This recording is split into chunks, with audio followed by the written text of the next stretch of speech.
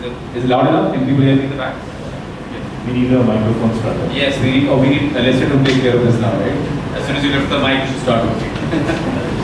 But first of all, seriously, thank you so much for coming. I really appreciate the time that you've taken today to come and explain and really share with us what the whole ONDC journey is, because you're now starting to hear ONDC more and more in the media, and you're also now, you've heard about companies who are completely functioning only on ONDC and getting funded. So I had a few questions for you, and I'm going to play the role of being the dumbest person in the room and ask questions so that everybody can understand what really is ONDC is all about. Because we've heard this word, ONDC, kya hai, but we don't really probably understand what ONDC is. So my first question really is, if you could explain to us, what really is ONDC? So there are many ways of explaining ONDC. First of all, it's infrastructure. So a commonly used phrase in India now is digital public infrastructure. ONDC is one of them. And as with any infrastructure, it is meant to be made use of to build something, to create something. It's also a first of its kind experiment in the world. And it will take a little bit of your own imagination to understand ONDC. So think of it like Play-Doh. So Play-Doh by itself is nothing, it's what you make of it, you'll start to understand. But let me attempt with a few examples and analogies, and hopefully that will start to make clear what ONDC is about. First and foremost, all e-commerce in the world, every single one without exception, is a platform, which means a buyer and seller have to be in the same application for you to be able to transact. There is no other form of commerce in the world, e-commerce in the world. ONDC is the first one that makes a departure and what we call a network way of doing commerce. So that's a distinction. Now what does it mean? A platform, as I said, requires the buyer and seller to be in the same application. So therefore, as a buyer on one application, you cannot buy from a seller of another application. So if you're, let's say, on one ride-hailing application, you can't book a taxi of the other ride-hailing application. If you're ordering food from one food ordering app, you cannot buy from a restaurant of the other app, and so on and so forth. That's the e-commerce structure today. Now when both parties have to be in the same application, what happens is that everybody basically wants to be in the same one because nobody wants to be searching across 15 apps to figure out who's where. So what happens is, as a market structure, in every field you will find that only one or two apps have become big and there is no room for even a third or a fourth, world over. Now, in the other countries, this is being addressed by creating policy restrictions and policy caps. In India, we are doing it through innovation and creating a protocol-based network approach that will automatically create its correction. So how will it take place? Like what does it matter? Let me give you a few examples that don't behave like e-commerce, that behave like open networks. They are open networks actually. And as a thought experiment, what we will do is we will convert those open networks into an e-commerce like network. The first example I'll give is telephones. So telephones are an open network because it does not matter which are the two telecom companies whose subscription the two parties are. When you make a call, you have taken subscription of one telecom company, the other party has taken one. It does not matter what those two companies are. You call a number anywhere in the world and you can reach it. Now let's convert this to how e-commerce behaves. If telecom were to behave like e-commerce, then both parties would have to have a SIM card of the same operator. So you can't call from one operator to another. You have to take a SIM card of the destination operator. Or they have to take a SIM card of your operator for you to be able to do. That's the only way calls could work. That's what e-commerce would look like if telecom networks were e-commerce. What would happen? Obviously, you don't want to buy SIM cards of all telecom companies in the world. There could be hundreds.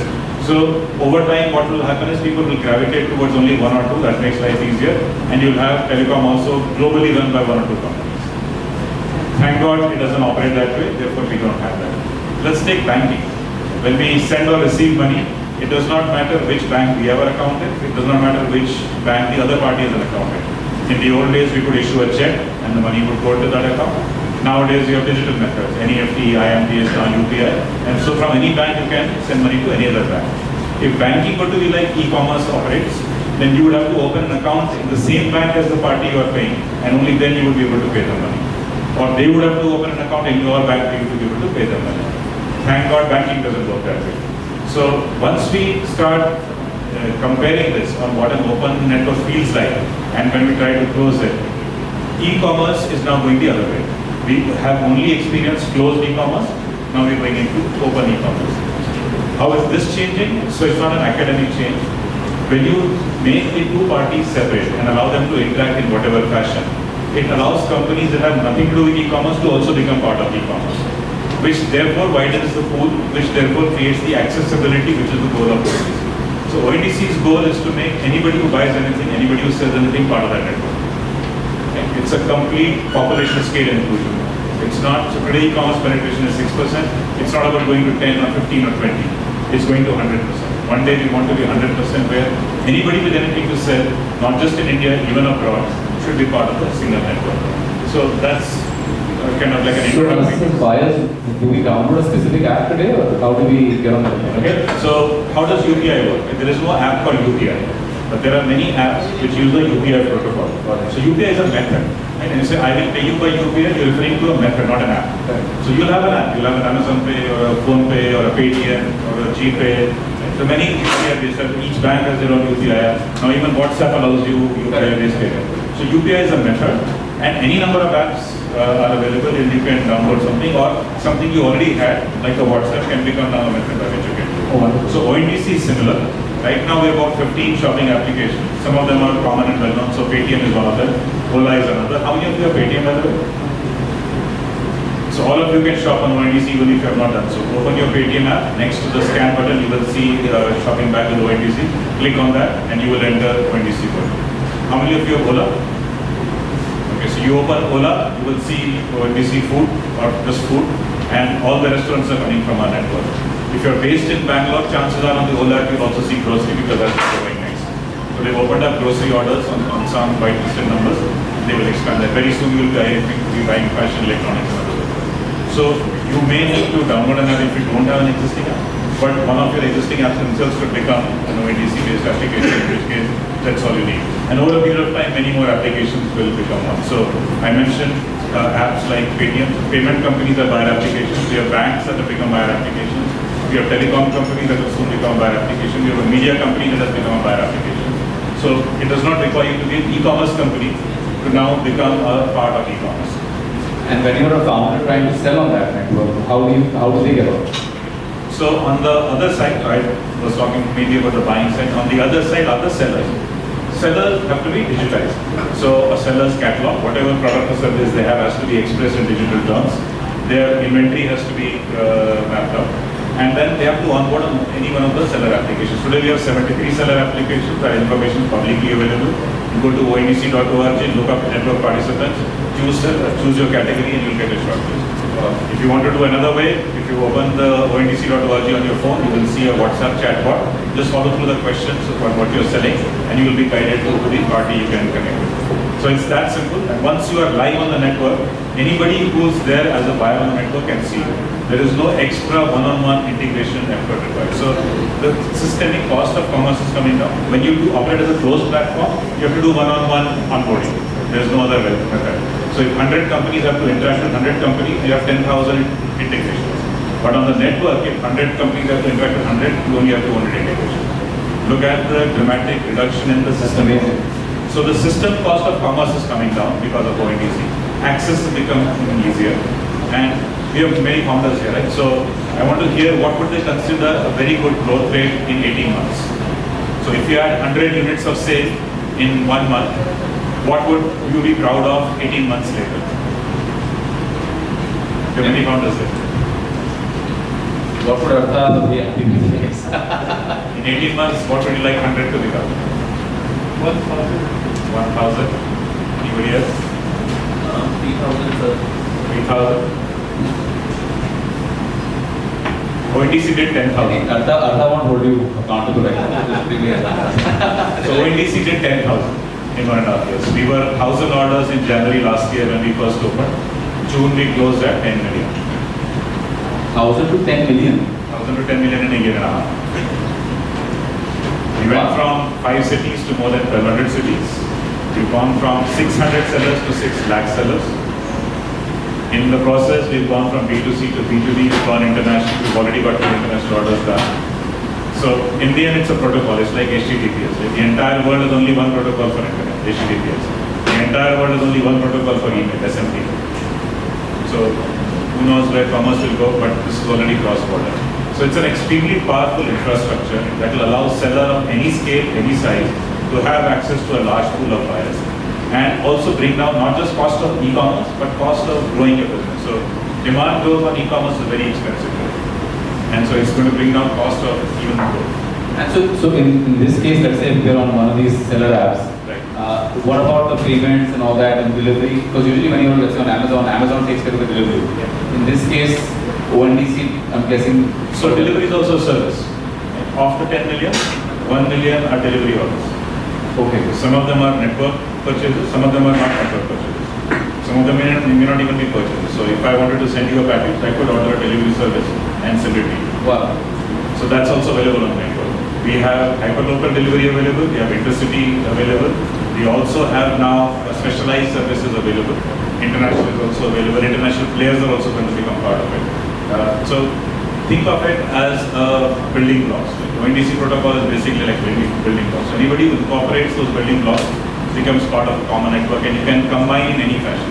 It does not require a preset combination. So what is happening is when a buyer chooses a product, the seller has multiple options.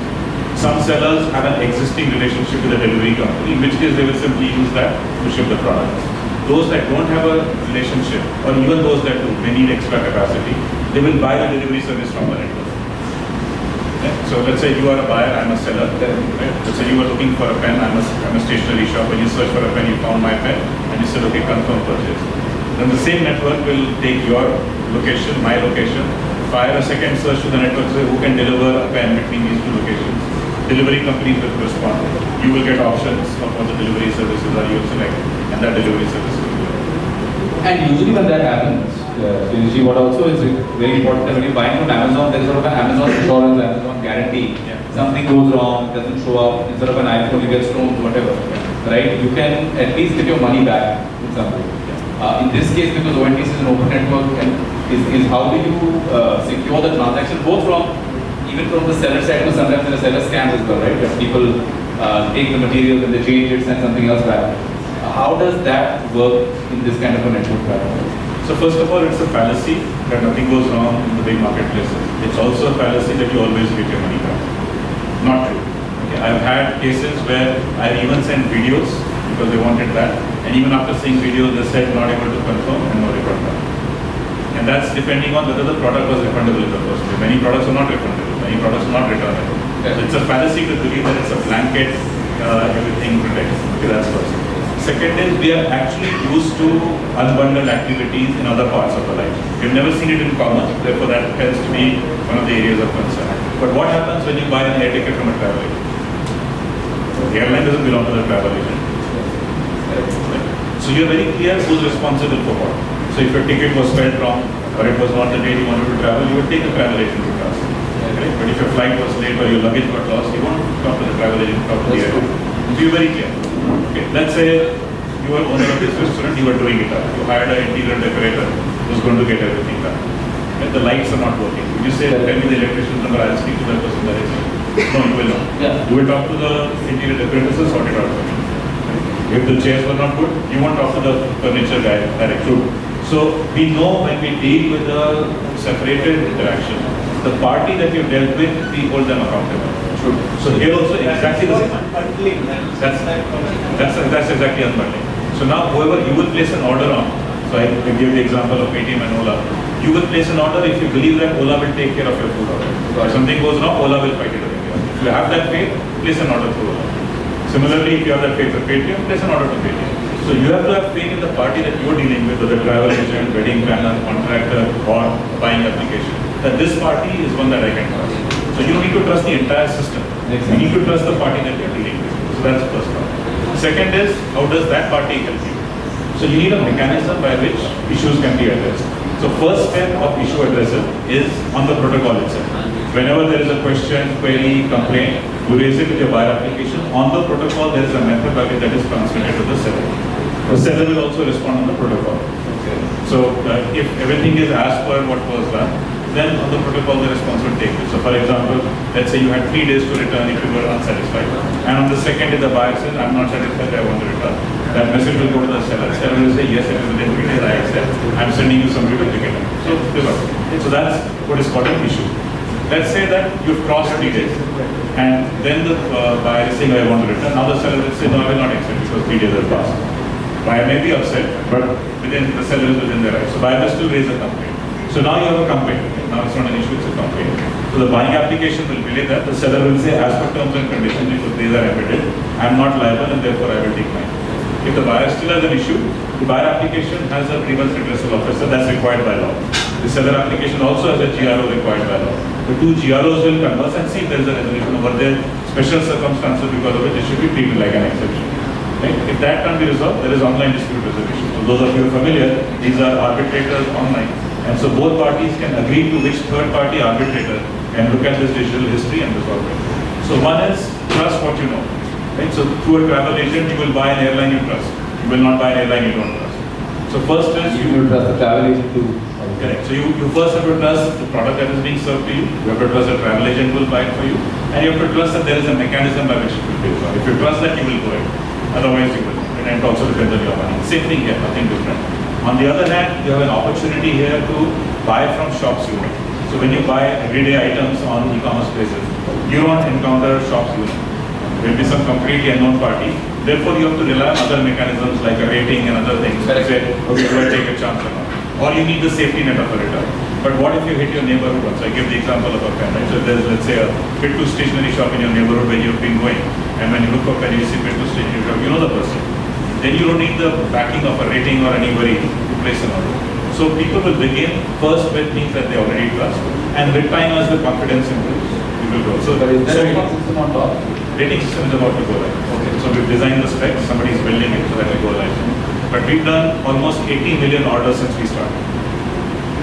We've not had one single transaction that went into dispute.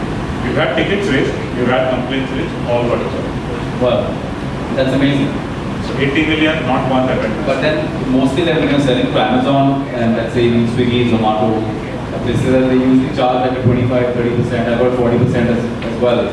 That's if you're lucky. Huh? That's if you're lucky. That's if you're lucky or if you're doing enough volume. In ONDC's case, do you control how much, let's say, Ola can charge as a commission on the seller side? How does that? So we don't, and this also makes a lot of people uncomfortable because they want the comfort of some central entity putting a cap and making everything okay. But actually, any regulator who tries to fiddle with pricing will always get it wrong. Because there is no way any central entity can have the intelligence for every sector, for every circumstance, and therefore you have to spell it out. Look at what has happened in the real market. Right? So if you go to a Kirana store sells a variety of items. Some are branded items, some are food items, some are beauty care items, some may be locally packed, unbranded items. All of them have different margins. Which regulator determine that? No regulator. The market forces determine that. That's the best regulation, because that's the only way you get to a sustained level. The moment you put anything artificial, then there will be arbitrage, there will be game playing, there will be issues. So leave it to market forces. What we have seen in the 1.5 year journey and the 80 million orders we've done is market forces have arrived at a place where they believe it to be sustainable. So the total commission in most cases is actually single digit. In percentages? Yeah. Okay. Wow. So I think most of us should at least get on the app. I know Rina had a question I'm sure she's going to ask later. But, and then these commissions are now openly available at the time of, or is it like opaque? Because, you know, like two people or people here could sign up, like Bharat could sign up, Harshit could sign up, and let's say, Ashkan could sign up. Each one would have a different price. And they have no idea what the other person is paying or whether I'm getting tipped or not. Okay. So let's play this out, right? So first is, how does the sequence take place? So on a buyer application, let's say you're ordering food on Ola. So on Ola, you will click on food, page will open up, and you will have options. You'll have options of cuisine, products, etc., whatever the interfaces. You will place an order. At the time you're placing, let's say you're placing an order for a burger. So burger and your location will be brought up because you don't want something to take 5 days to come. You want it in an hour. So your location matters. Ola will transmit your location, your burger, and Ola's expectation of commission to the network. Let's assume it's 2%. And so Ola transmits these 3 pieces of information. All sellers who believe they can supply a burger to your location within the appropriate time, let's say 40 minutes, right, are willing to accept 2% will respond. Either because they can't serve in 40 minutes and they will not respond, or if they can't afford 2%, they can only afford 1%, they will not respond. So only those sellers who can serve in a reasonable time, who accept that commission and who have a burger will respond. So on the buyer side, on the Ola interface, you will see all the burger restaurants that will fulfill this. So that's already got built into that mechanism. Now let's play this out. Let's assume that Ola, whichever buyer application, is extremely greedy. They say, I want 20% commission. What will happen is, a seller does not want to give 20%, nobody will respond. So you as a user on Ola say, oh, I got nothing. Then you go to another application that wasn't greedy, and you search, the network is the same. Right? It's like using browsers for websites. So the source information is same. When I search through Ola, I got nothing. I search through the other app, I got 40 options. What's wrong with Ola? I want to stop using it. So greed is automatically corrected because the greedier the app is, the faster it will fail. Automatically. Nobody has to do anything. The other is, in the world of social media, when you know that the universe is same, automatically I can guarantee there will be 100 influencers whose only job is to search and put their ranking as to what their opinion is on the social media. Now let's take the example of airlines and travel agents. Actually, I have a question. What if a buyer says, "मुझे Bombay से New York जाना है, business class ticket चाहिए ₹1,00,000 का," right? So right now, purchase of ticket in a reverse auction has not been enabled. Okay. But one day that is also going to get enabled. So you will have people who currently buy only priced items to be able to say, just simply put it out and say, I might want that camera. Yeah. And I only 40,000. So I say, okay, that Sony camera, I want 40,000. Yeah. If somebody can sell it, they will respond. That's not how we buy things today. Right. So the whole beauty about reducing anything to building blocks is you can combine building blocks in any fashion. You can take a combination from any area and combine with any area. So even in this fledgling 1.5 years of our life, we have businesses that have gone on to revenue streams that they would not have touched but they're not on an open network. Because I think that leads to my next question, Shireesh, because there's an app called Namayatri, which has just raised $11 million, only exclusively functions on ONDC. Yeah. Right? And I read somewhere that they charge, because we have a company that also works with Uber, and Uber usually charges 20% of the fare as their fee. I believe Namayatri charges 25 rupees a day. Yeah. Right? That's what they're at. How is it going to make money? So it's a software company. It is providing software. Right. How expensive is providing software? Just a layer.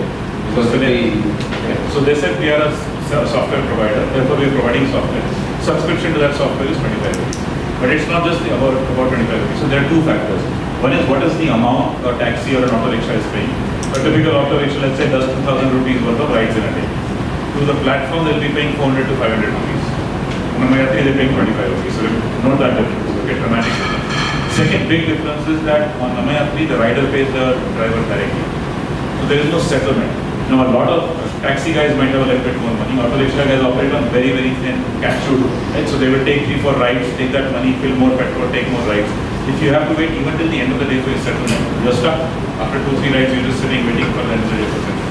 So it's affecting your business. So it's not just profitability, but also your business. So no surprise that in Bangalore, we are comparable in number of rides. Absolutely. So this is creating an opportunity. So now this is the payment company that has software capability that is now into writing. That's one very ready example of how you do not have to be either in e-commerce or even provide an entire end-to-end solution yourself to be able to be part of e-commerce.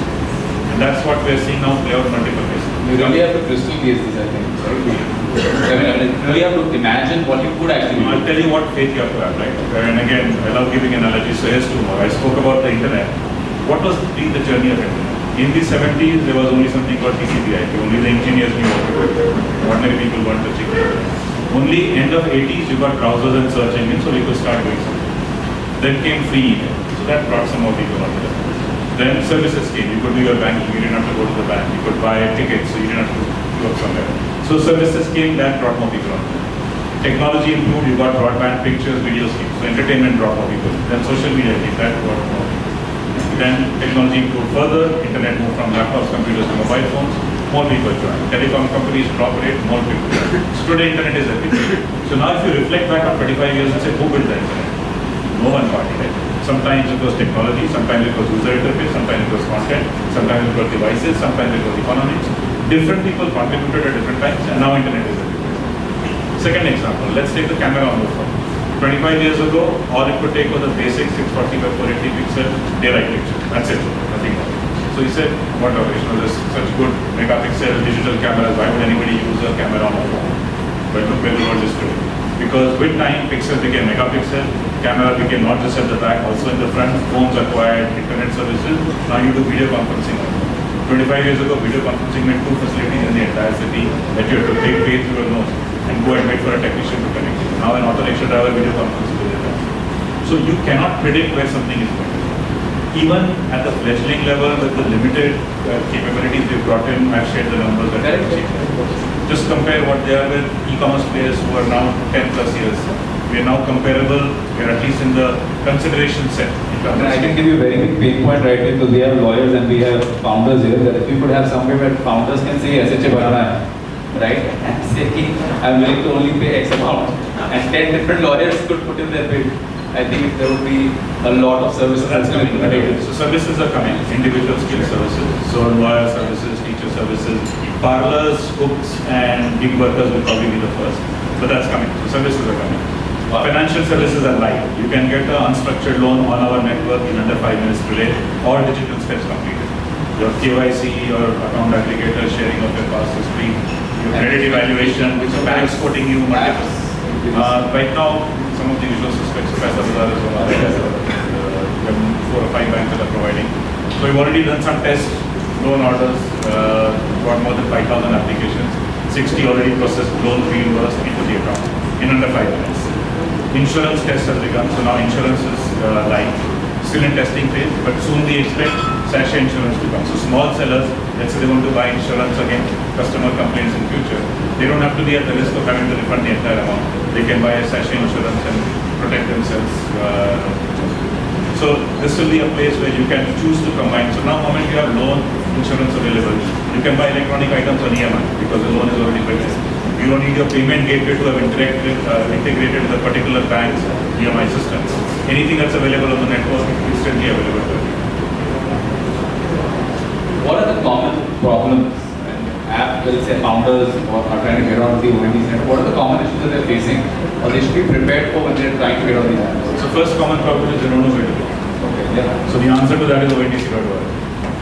ONDC.org. In fact, you'll be surprised how many times consultants call me on behalf of companies in India saying they want a call with me with the company X to explain ONDC. I said, why is this circuit issue? We are available live, we are written about. So that reason. So I would say number one problem is people have not figured out how to reach us directly. So that's one.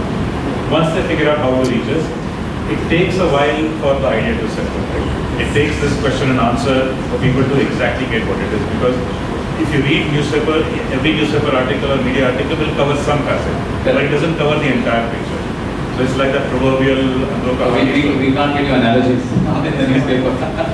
They can, right? But they will report a particular aspect. So they want something that will be a clickbait. So on the day they find a lot of food items are cheaper than the food platform, they will write up articles and TV channels will call us and they will do a story. And then tomorrow they talk about it.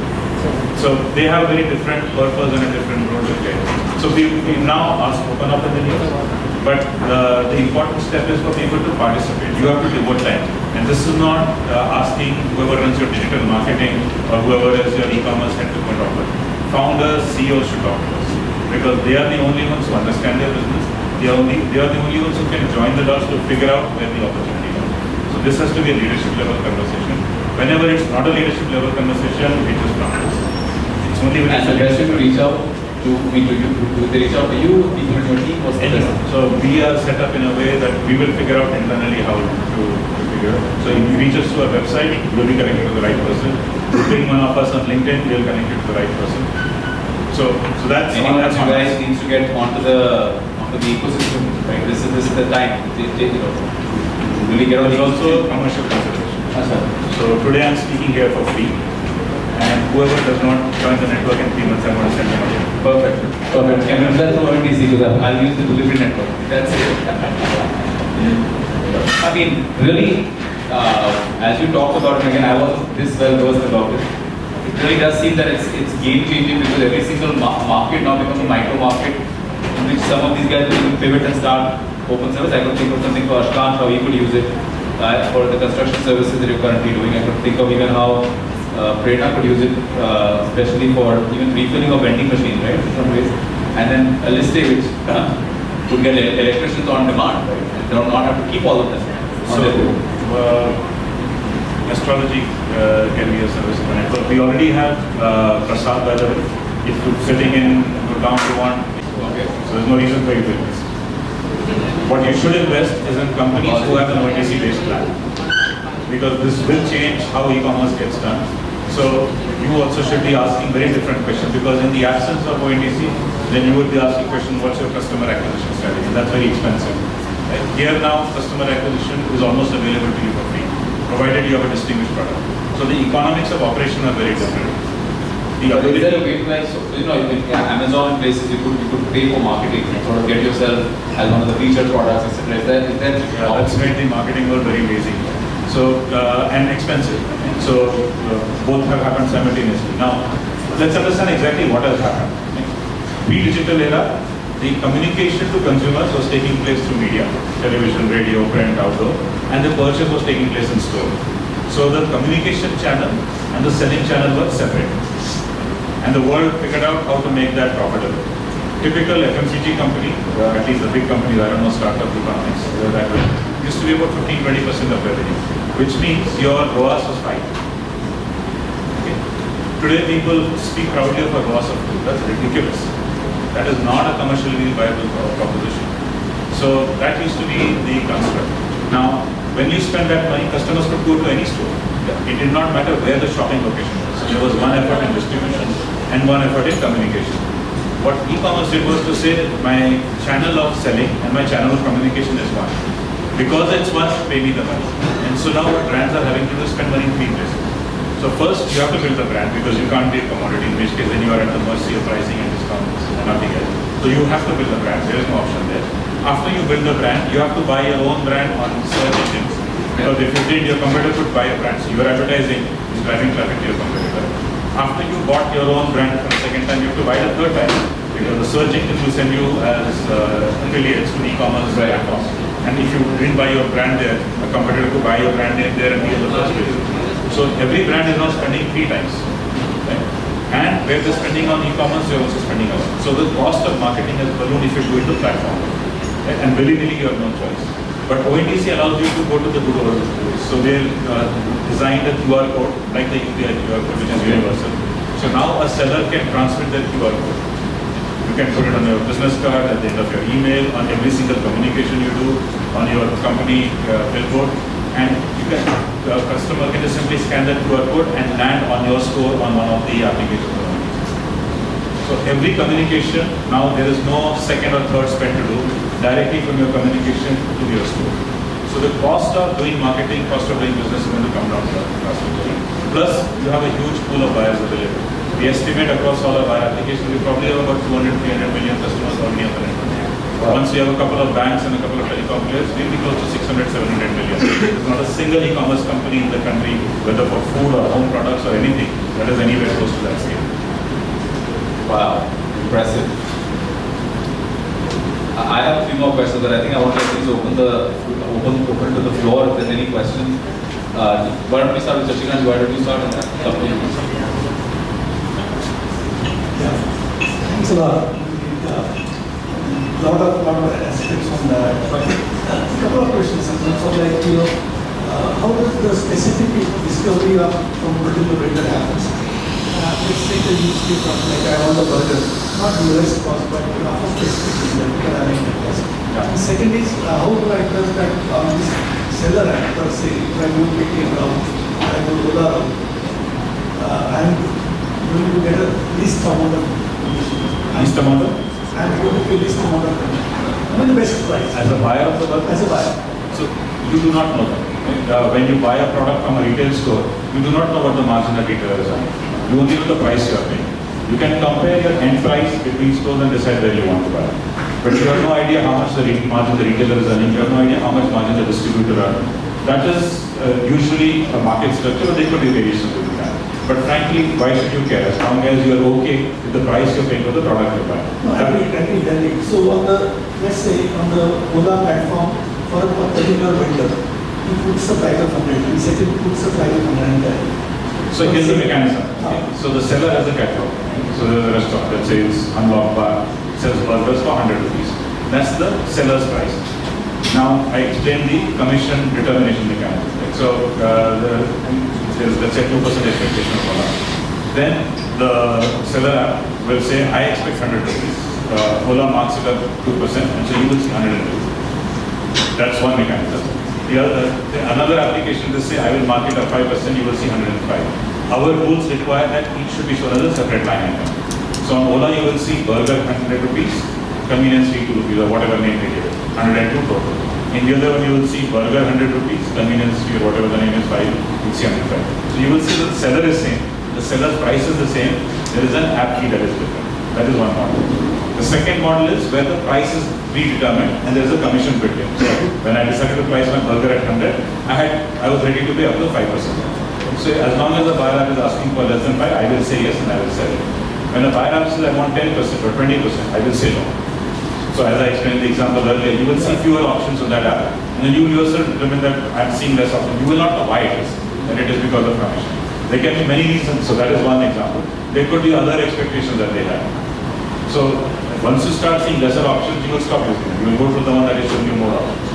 So there is that inbuilt correction which will ensure that you will do it. And I would encourage you, since you have the apps that are on a network, place an order. Just see that experience and determine for yourself whether it will. 80 million orders should be convincing enough for you to give it 5 for 1 at least. How easy or difficult is for any of the mom and pop shops to integrate with your architecture? So lots of them are already there. Okay. We have artisans and weavers live on a network. You want to buy Kanchipuram silk saree? Today there are 8 weavers in Kanchipuram from whom you can buy directly. You don't have to buy from Annalise, you don't have to buy from a shop in South Ex. Buy it directly from the dealer. We have farmers live on the network. We have some incredible products from Indian farms now available. In fact, some of the products that I saw from the Himalaya here, they would be a great addition to that. We have artisans, handicraftsmen also available on the network. If you want to buy saffron from Kashmir, you can buy authenticated saffron. They can easily integrate themselves. They're already there. They're already there. Many of them there. And so we're also working with the ODOP program of the government.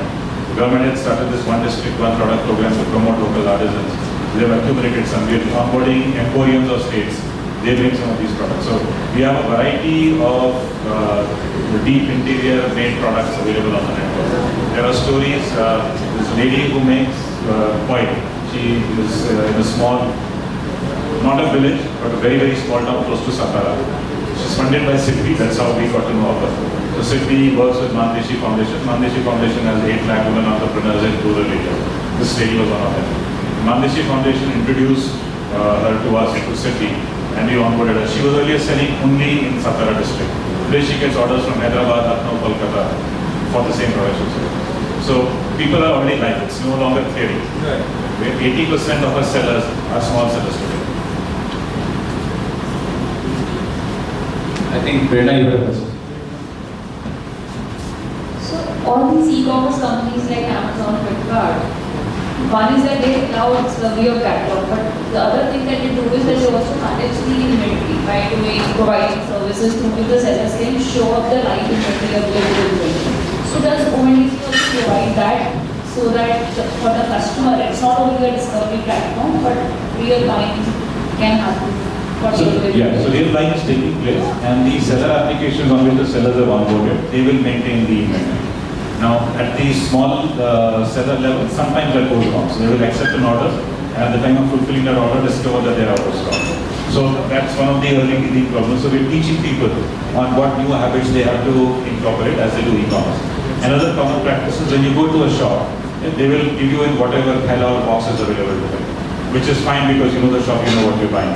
But let's say you are buying apricots and somebody sends you in a box that says mangoes, because that was the box available, right? So now that will create a dissonance. You might even decline to even open the box, saying, oh, this is what, not whatever. Now, many sellers are not mindful that this matters. And so a lot of education is taking place. So we build videos based on early experiences that we've converted into an ONDC Academy. And now we're working to create more such videos so that people will learn how to do these practices. So many of the things that are available from Amazon that help the fulfillment, fill rates, etc., we are able to do in an unbundled network as well, because each participant completes their component of it, and we are educating the network to do better. Where an experience has to be brought in, because, for example, say it's a Paytm, it's a payment company. Yes, they did do Paytm on, but they didn't really make it a success, right? So they do not know what a buyer's journey ideally should look like. They don't have the experience. So when we started with food, Magic Pin, the company that brought restaurants to the network, said, I will teach Paytm on how food buying takes place. They built a SDK. And Paytm's food ordering initially started with Magic Pin SDK. As Paytm has acquired experience, now they've gone into it. Ola also food ordering started with Magic Pin SDK. Tata News food ordering started with Magic Pin SDK. So the ecosystem is helping each other to get started and get going. So now Snapdeal is doing the same thing with the fashion SDK. So any buyer application that the brand or telecom company wants to enable people to buy fashion, then the journey is managed through a software kit that's been built by somebody who understands fashion. So that's how it's getting built. So imagine now the power of a completely national level crowdsourcing of capability versus whatever capability a single organization can do, no matter how large, no matter how well funded. And so I think you'll start to see tools and capabilities soon that are actually not available on even the big marketplaces.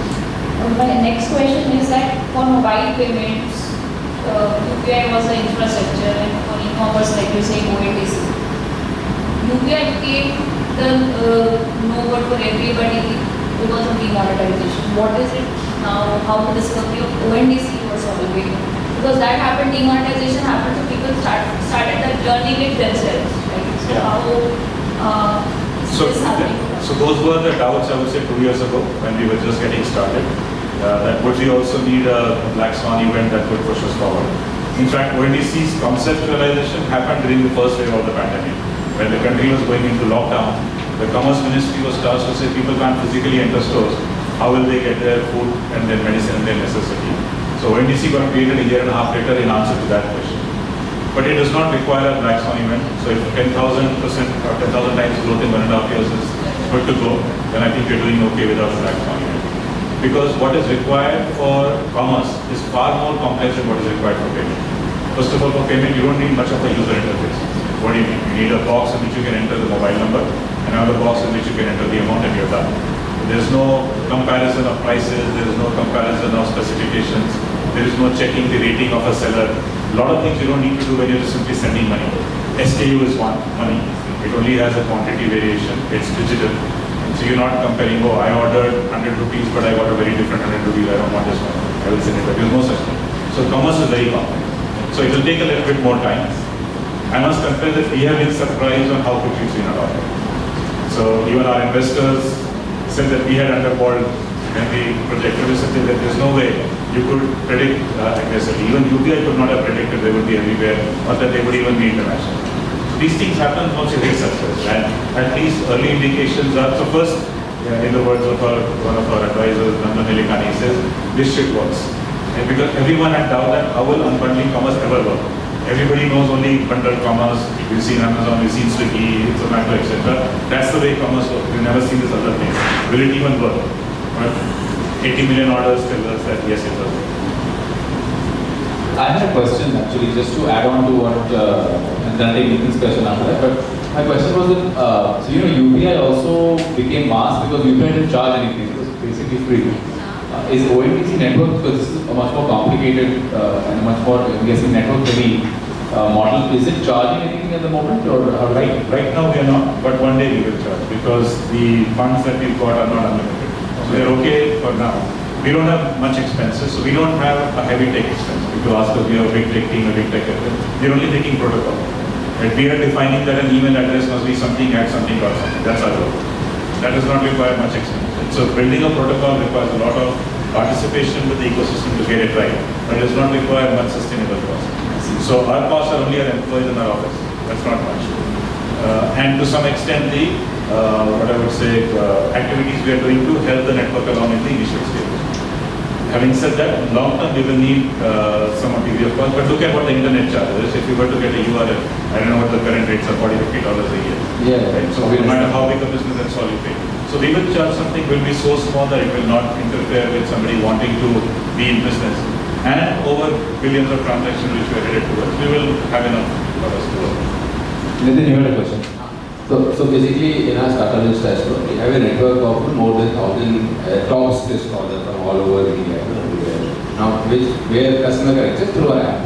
Now I'm deciding like we can using basically using Ola or Paytm different apps. customer can access are those astrologers from the using the network. Only I'm talking right now on the demand side, not supply side, because we have a strong supply network. Now basically our astrologers also have a different date, different dating, different everything. So how will this, if I go on to onboard, how will we onboard, how will this work with this? So everything, so the two components are very transversal. One is the taxonomy, which is how do I describe the product or service in a standard way so that everybody understands it. The other is what is the flow.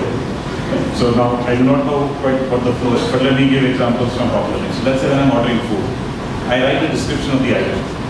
Once I write the description of the item, the practice, not a necessity, but the practice is therefore the application will search for a finite radius because it is required to. That's the response I come back, that's the flow. Right? I'm only describing the food.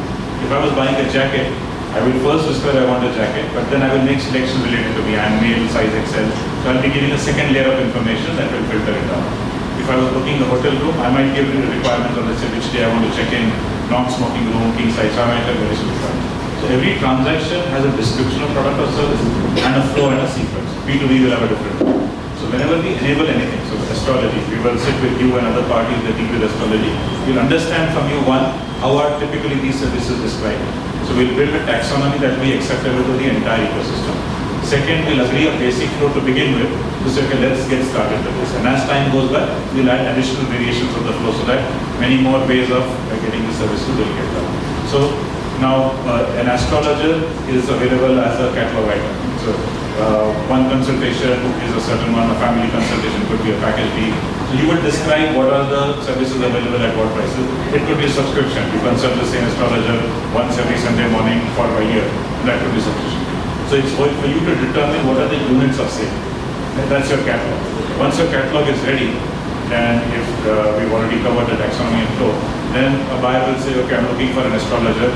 You will be served the number of astrologers, their rating, maybe their photo, description, etc. And maybe their buying packages. So you can buy a single consultation, you can buy a group consultation, you can buy a subscription, there may be multiple ways in which you can buy. So that's for you to decide. So we are only a method by which whatever way you want to do the business will be enabled. We do not dictate it. We will work with the ecosystem of that particular category or that genre to make sure that we build it in a way that is helpful to that. So basically, for example, like, because it's an online service, you can talk to anybody from all over the world. But the things like you want different some language, you want some category, I guess, value astrology, KP or different. So we obviously will create that kind of protocol. But now this is I'm talking from institutional perspective. But I think from ONDC perspective, you may need to talk to, like there will be different, as you said, I think it has to have a combined one protocol for all astrology apps or astrology kind of services. So that services, that is basically if you want to come and you want to create that kind of protocol. So like, will you need also other apps also to basically bring that? Yes, we can start with one. We do not need the entire ecosystem to join us. But what we would like to do is whenever we enable a domain, we speak to more than one party in that ecosystem just to make sure what we are building is universally applicable. After that, if only one party comes, so be it. Right? So as I look at this 10 million, almost every sector that has grown has been built by one party. So auto rickshaws built by non-ARP, food built by Magic Pen, fashion electronics built by Snapdeal, on-network logistics built by Ola, gift vouchers built by Paytm. So each category that's big and substantial today has been built by one party. And there are others who are coming in and adding to it. So you could come and be the first one to build astrology to scale. Hopefully we'll be the first one then. 3 months later, I'm sending you a bill. So you'll be Get started. There's a question in the back. Hello. Authenticity of the product. We will not. We will not. Okay. So let me get used to that idea. Let's take the physical world. Right? So can a mall ensure that the products being sold are authentic? But if I am buying from a Levi's store, then it must be authentic. That's what you assume. I hope you've read that there were fake Apple stores in China also. Okay, so people who want to game the system are also pretty ingenious. But the mechanism to solve that is very different. So let's take the mall example. Let's say there's a Levi's store. and you thought it was authentic, you discover that, oh, this very clear is not. You complain to the company says, oh, we don't have a store at that mall. So now you know it is authentic. So either you or the company will file a complaint. Okay? You will file probably an FIR, police will go, raid, examine that, and eventually a court order will say this is inauthentic. There is nothing, the mall cannot conclude on the basis of your complaint because they have no mechanism, they have no authority. So the enablers of commerce are not in a position of authority either to validate a complaint or to take action even if the complaint is valid. There are other laws and other governing parties, they have to take them. So if you believe, now digital allows brands to be quick in response. Levi's might not know what are all the stores pretending to be Levi's in the physical world. Therefore, they might not discover something until it's too late. But on the digital world, they will know in an instant. So all they have to do is just keep scanning for who's selling Levi's and check. And if their only mechanism is to sell to their own stores, then they will know which is theirs or not. Some brands sell to other stores. So, for example, a Zodiac or a Peter England will sell to Shoppers Stop also. So it's not just their own store. But a Marks and Spencer sells only to their own stores. So if somebody else is selling a Marks and Spencer product, then they will know it's not genuine. So it's for brands to act quickly. So what we are doing is we are enabling brands to discover quickly. If brands want certain tools and capabilities on the network, we will enable them also as a tool. But we are not the party responsible. No more than if I, let's say, use a Vodafone number to give you a threatening call. Vodafone is not responsible for doing anything. You will file a police complaint, you will share my mobile number, they will track me down, and then they will take action. So enabling parties have a responsibility, but that's not the same as the party that have to ensure safety or security or other elements. There are other parties, other laws that take. That's how the world works. And my second question, can the e-commerce company keep the inventory in their own warehouse and sell on the ONDC? Entirely, yeah. So there are three components on the seller side. There is a software that responds to the network. There is a party that will take the business responsibility, and there is inventory. All three can be the same party. All three can be three different parties. So inventory can be a bunch of sellers. In fact, a lot of the artisanal sellers that some of you were asking about are actually only the inventory owners. There is an entity in between, which is the seller application. They have onboarded these artisans. They didn't build the software. They took a technology service provider and the software they built and they're operating it. So these three can be the same party, all can be different parties. You can either operate through whatever warehouse the individual seller there, or you can build a central warehouse and bring it in and do that. You can also do that to add a layer of service. So UP government built a company called UP-HDMC because artisans don't have GST. And the e-commerce rules require to sell on e-commerce, you have to have a GST. Okay? So therefore, UP-HDMC has a GST. When an e-commerce order comes, they will respond, and then they will do a completely manual interaction. They will call up the seller, okay, guy in Agra, and say 500 pairs of black male shoes, size 10. And he will go to the post office and ship it by speed post. So all of that will be taking place manually, but the electronic side of it is being done by UP-HDMC, which has a GST register. So these are the mechanisms by which these things are getting solved. On the back of us. So that's one example. We have Snapdeal, that is right, that they have brought both their buyers and sellers together. So they want to grow their business. Now their buyers can buy from brands that are not on Snapdeal. Snapdeal, as you know, became sort of an economy fashion app. They were operating with the second-tier brands, second-tier cities. Now they have access to first-tier brands and first-tier opportunities. So everybody is joining the network for a growth opportunity they didn't have. Airlines, as you all know, used to try and find additional revenue. So in India, they tried a bunch of coupons that you would redeem at the destination airport. International airlines will wheel out a cart of perfumes and toys and chargers to send to you. Everybody's tried to add revenue. Impossible to do at scale. In the old days, the US airlines used to have this book, the catalog. So you order from the catalog after you land. All non-scalable. Now, an airline can use their passenger traffic and let them order pretty much anything to their own. So everybody is finding new avenues of growth that are very, very difficult to do. So these applications should also do it. E-commerce penetration is a mere 6%. And that's all forms of e-commerce combined together. So if Ola can do food, so he can do taxis. But that's their decision. So it's an opportunity of growth for them should they choose to join. We'll see who joins at what place. I have one question maybe to add to that. So Ola and all these guys have money to obviously build out these protocols, but is it possible for someone like Tumblr, by the way down here from Bangalore, to also become a seller-side app, right? Or to onboard sellers and for a particular protocol? Is there any special approvals required? What is needed? So there are two components. So one is the technology. So if you're building an application, there are think about 20 odd API calls that you have to understand. So build that into your software, you can interact with the network. So that's the technology side. Once your software is ready, we go from staging into pre-production, we will do testing. So in staging, you are basically checking against the system. In pre-production, you're checking versus another application, making sure that the implementation is good. Then you move into live. Even in the live, for a while, you will do some initial tests for us to validate that all is okay, and then off you go. So that's the technology part of it. We also will have you sign a network participant agreement, which is the business responsibility. So what is expected of you as you operate on the network? We don't touch the laws. We're not a law-making body, we don't touch the laws. Whatever laws apply to commerce or e-commerce will apply to you. Whatever is legal to sell, you sell. Whatever is not legal to sell, you don't sell. So laws apply. But there are certain rules of engagement that we will bring in, that you will have to sign. So there is a participant agreement. Everybody, including Ola, Paytm, will sign that agreement. So it's like any user agreement that you sign when you take a software, standard agreement. So there is a agreement and there is a software. Once those are done, then we are ready. Wow, I think it's really been an eye-opening session, quite honestly, Shireesh. I think I had a rudimentary understanding of ONDC, but today, like, especially your examples, is just amazing. Right? They really open your eyes to what you really could build on ONDC. I really thank you very, very much for spending so much time with us. And I think when I'm looking into the audience, I find it very hard not to believe that all of us should not be on ONDC. I think services once live, I definitely see all of us being on ONDC, and or otherwise you're sending us that bill in 3 months. So with that, I thank you very much, and we get a big round of applause. Thank you so much, Mr. Joshi, for your time and your insightful session. It was an absolute pleasure. I would like to present. I wish I had ordered this from ONDC, but I did not. Small token of appreciation.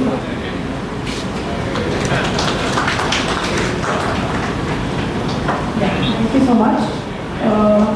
Now, take a very quick message over here at CG. If you're here for a few minutes, I think some of the founders may want to interact for 5 minutes or so. And other than that, I'd like to also know, Anand, by the way, Peer Council is our corporate lawyer. I think many of you all already know them. They have sponsored the drinks tonight, so please make sure you drink as much as you can. Right? Other than that, Anand, is there a quick message from your side? And then we'll open the floor and the bar. Well, I just wanted one more question. Sorry, what do you do with the data, like under data protection? Like, how do you deal with that? We don't have the data. Oh, that's interesting. I was just wondering what you do. So we don't have the data. The data is with the application. So buyer information is the buyer application. Seller information is the seller application. When a buyer confirms the order, only then that buyer's information goes to the confirmed seller. That's it. So because the seller has to make an invoice and ship the product, so name and address has to go. Other than that, nobody has it. So you ask me this 10 million transaction, what is the GMV? I don't know. Because we don't ask for that information. You tell me what are the number of products in each category? I do not. I only know total transaction. So we don't have that data. Good. So you basically shielding yourself. So that's a big concern, right? All the startups. So you can try and hack us, you'll get nothing. So, this is something which is now, we have the act. Last time when we met in, where did we do the event last time? I think it was in Yeah, so that time I was addressing again, and we were in the process of drafting the bill. I mean, the bill was getting drafted, now we have the act, so everybody I'm sure must be following the Data Protection Act, because there's a lot of heavy penalty if you don't do that. So we are also available to address other questions. And great, looking forward for a great evening. Drink as much as you can. thank you so much, Mr. Anand. Thank you everyone for joining us for this fireside chat. Now, the bar is now open. Enjoy yourself, explore the booths, and see you on the 10th edition of the Artha Unplugged. Thank you everyone.